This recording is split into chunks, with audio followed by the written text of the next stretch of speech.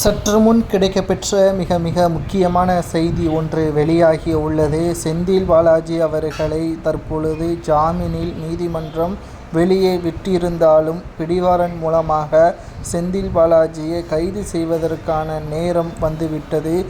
கோவை, கரூர், நீலகிரி மற்றும் 7 மிக முக்கியமான மாவட்டங்களுக்கு பொறுப்பாளராக நியமனம் செய்யப்பட்டிருக்கிறார் செந்தில் பாலாஜி அவர்கள்.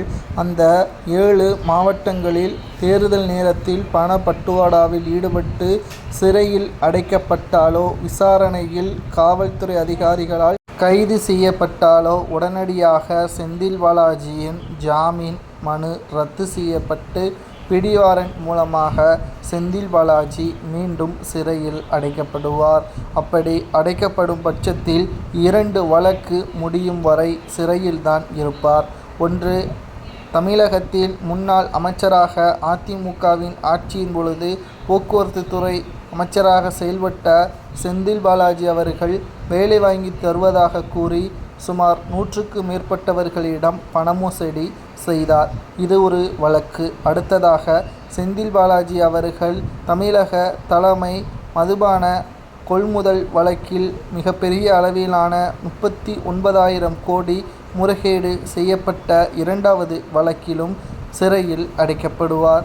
இது தமிழகத்தில் மிகப்பெரிய அளவிலான ஒரு மாற்றத்தை இந்த கைது நடவடிக்கை உறுதி செய்யும். திமுகவின் இருக்கக்கூடிய ஒட்டுமொத்தமான உண்மை முகத்தை எதிர்க்கட்சியினர்கள் மக்களிடம் வெளிக்கொண்டு வருவார்கள்.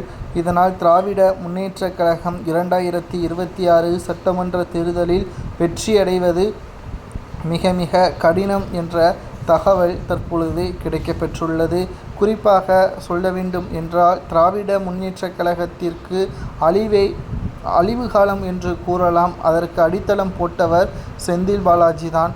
கிட்டத்தட்ட பல ஆயிரம் கோடி சொத்துக்களை ஊழல் செய்தும் சிறையிலிருந்து ஜாமீனில் வந்த உடனே மீண்டும் அவருக்கு அமைச்சர் பதவியை கொடுத்து அழகு பார்த்தார் ஸ்டாலின் அவர்கள். நிரபராதியாக இருந்தால் பிரச்சனை இல்லை. குற்றவாளி கூண்டில் நிற்கக்கூடிய செந்தில் பாலாஜிக்கு அமைச்சர் பதவி கொடுத்தது தான் தற்பொழுது மிகப்பெரிய பிரச்சனையாகவே மாறிவிட்டது.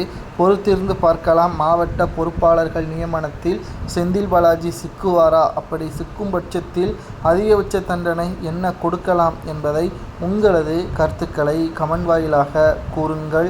ஏற்கனவே திமுக ஆட்சியை இழக்கும் என்ற தகவல் தான் வெளியாகியுள்ளது. தமிழகத்தில் 4 முனை போட்டி என்பதால் திமுகவிற்கு மிகப்பெரிய எதிர்பார்ப்பு இந்த தேர்தல். இது செந்தில் பாலாஜியால் ஆட்சியை இழக்கக்கூடிய நிலைமை வருமா என்பதை கூறுங்கள்.